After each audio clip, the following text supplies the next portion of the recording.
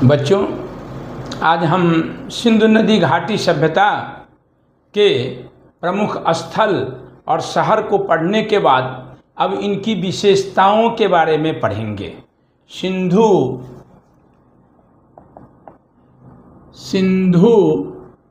नदी घाटी सिंधु नदी घाटी सभ्यता की विशेषताएं इनके बारे में पढ़ेंगे। जो इन घाटी की विशेषताएं क्या थी, तो अब हम इसके बारे में आपको विस्तार से बताते हैं। ये इन सभ्यता की विशेषताएं क्या सब थी। पहला था इनका सिंधु नदी घाटी सभ्यता सबसे पहले पूरे विश्व की शहरी सभ्यताएं थी। हमने आपको बताया था जो विश्व में सिंधु नदी घाटी सभ्यता की 4 समकालीन 3 और सभ्यताएं, सिंधु नदी घाटी सभ्यता को लगा करके 4 सभ्यताएं हुई है पूरे विश्व में।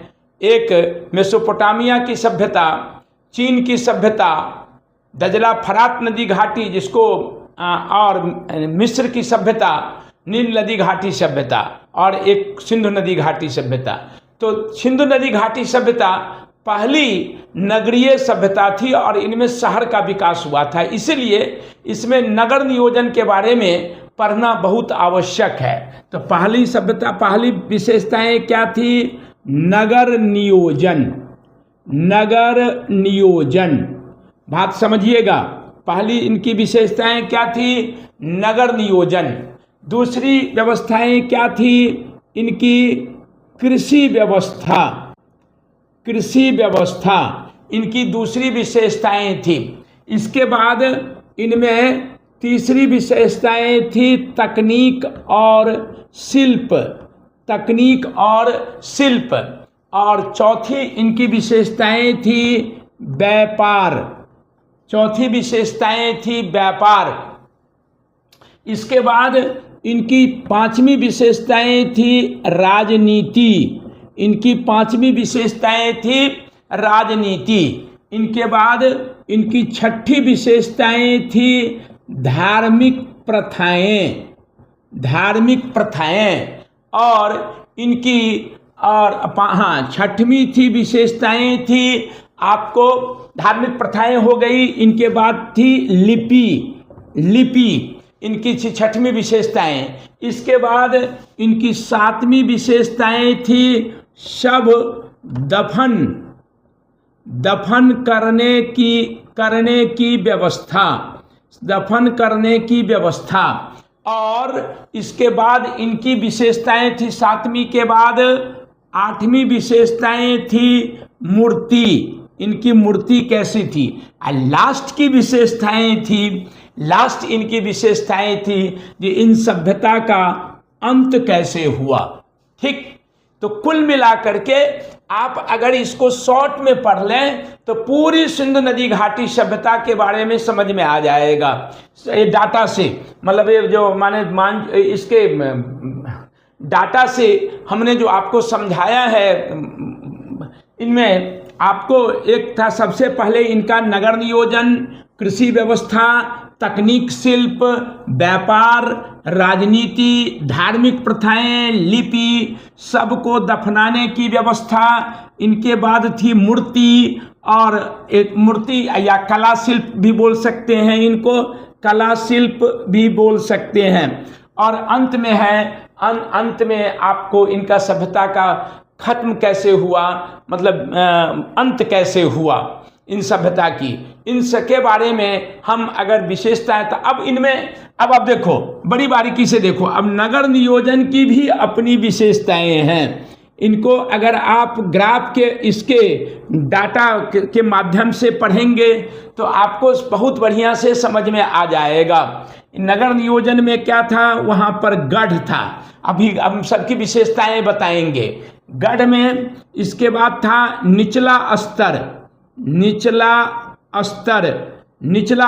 बता रहा हूं, गढ़ और निचला स्तर क्या था। इसके बाद इनकी विशेषताएं थी ग्रिड पद्धति अभी इसके बारे में भी बताते हैं कि ग्रिड पद्धति क्या थी। इसके बाद इनके क्या था, विशाल विशाल स्नानागार, स्नानागार, विशाल स्नानागार। इसके बाद इनकी विशेषताएं क्या थी, अन्नागार, अन्नागार, अन्नागार मतलब अन्न का भंडार रखने की क्या विशेषताएं थी। और इसके बाद थी इनकी जल निकासी की व्यवस्था, जल निकासी की व्यवस्था। अब आप बारीकी से समझिए। अब नगर नियोजन में हम बताते हैं, नगर नियोजन में ये सारी व्यवस्था थी, इसीलिए हर एक यहाँ पर एक गढ़, गढ़ का मतलब होता है किला होता था। गढ़ का अर्थ होता है किला, जिस किला में वहाँ के शासक वर्ग के लोग, और मैंने कल भी बताया था बड़े बड़े पदाधिकारी वर्ग के लोग जो शासन व्यवस्था में, और व्यापारी वर्ग के लोग जो होते थे वो लोग गढ़ में रहते थे, किला में रहते थे। निचला स्तर जो था, जो मैंने कल भी बताया था, जो शहर का जो निचला स्तर, जहाँ पर सड़कें कंजस्टेड मतलब संकरी गली होती थी, ज़्यादा साफ सुथरा नहीं होता था, घनी आबादी होती थी, और गढ़ का इलाका जो होता है वो साफ सुथरा होता था, वहाँ पर चौड़ी सड़कें होती थी, और वहाँ पर माने खुला खुला वातावरण होता था। और निचला स्तर जहाँ पर है वहाँ पर सामान्य जनता लोग रहा करते थे। ग्रिड पद्धति क्या होती है, ग्रिड पद्धति का अर्थ होता है जो वहाँ की सड़कें जो है समकोण आकार पर काटती थी। और अभी भी आप देखेंगे, या अब जो आप बारीकी से देखिएगा, कोई भी सड़क जो होती है शहर में, वो एक दो तीन मुख्य सड़कें होती है और उनके अंदर में और अन्य सड़कें मिल जाती है, इसलिए उनकी सड़कें जो होती थी समकोण आकार पर काटती थी। हर एक घर में स्नानागार होता था, तो उनमें गढ़ जो होता था, गढ़ में विशाल स्नानागार होता था, और स्नानागार से नालियां, सीमेंट की पक्की नालियां निकलती थी, और वो नालियां मेन हॉल में जाकर के मिलती थी। और सड़क के जो सड़कें, जो अभी भी देखा होगा आपने, सड़क के किनारे नालियां होती हैं, तो उसी तरह वहाँ पर नालियां होती थी, और घरों से नालियां आकर के, इन घरों से नालियां आकर के, ये नालियां आकर के इन मुख्य नालियों में मिला करता था।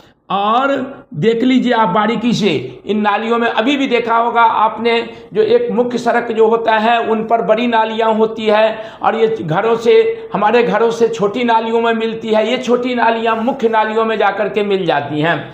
तो वही बात था। और इसके बाद इनके यहाँ पर विशाल अन्नागार था, जिनमें आपको हड़प्पा और लोथल में, हड़प्पा और मोहनजोदड़ो में, हालांकि हर एक जगह पर अन्नागार था, लेकिन हड़प्पा और मोहनजोदड़ो में 12 अन्नागार मिले हैं। 6 अन्नागार का एक लाइन और 6 अन्नागार का एक लाइन, 6 और 6 लाइन का अन्नागार का एक एक भंडार, जो कि अभी आप भारत में FCI गोदाम, बड़े बड़े शहरों में आप FCI गोदाम देखेंगे, फूड कॉरपोरेशन ऑफ इंडिया, जहां पर एक लाइन से बनी हुई होती है, अन्नागार होता है, दोनों तरफ बीच में गाड़ियां जाती हैं, उन गाड़ियों से लोड और अनलोड होता रहता है अनाज। तो कहने का अर्थ है, आज लगता है जो उनकी व्यवस्था, उनके जो अवशेष प्राप्त हुए हैं, उन अवशेषों को देखने से यह स्पष्ट होता है कि आज की जो शहर की जो व्यवस्था है, वो शहरी व्यवस्था उनसे सीखी हुई व्यवस्था है। उन लोगों ने पहले ही ऐसी व्यवस्था करी हुई थी जो आज हमारे सामने में दिखने को आता है। आज की जैसी शहरें हैं, मतलब शहर है, टाउन है, वैसी ही टाउन उनकी थी। इसका अर्थ है जो वो हमसे ज़्यादा विकसित थे, और उनका ही नकल हम लोगों ने किया है, और आज हम देखते हैं वही सेम पूर्ण रूप से, पूर्ण मतलब सामान्य व्यवस्था, जैसी उनकी व्यवस्था थी वैसी ही व्यवस्था आज हम शहर में देखते हैं। जो एक आपको समकोण आकार की चौड़ी गलियों में, बड़ी मतलब सड़क में से छोटी छोटी नालियाँ कटना, छोटी छोटी सड़कों को कटना, वही छोटी सड़कें गलियों में, हर घर में स्नानागार होना,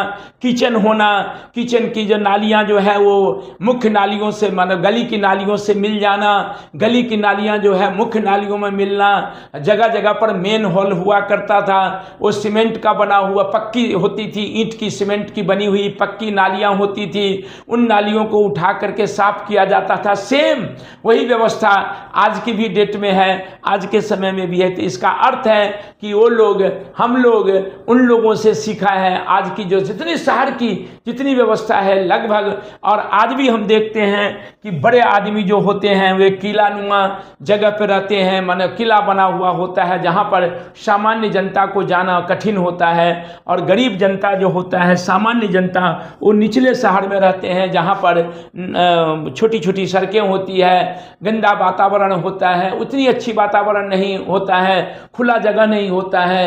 इसलिए ये बातें हैं। तो आपको नगर नियोजन के बारे में, सुंदर नदी घाटी सभ्यता के नगर नियोजन के बारे में समझ में आ गया होगा।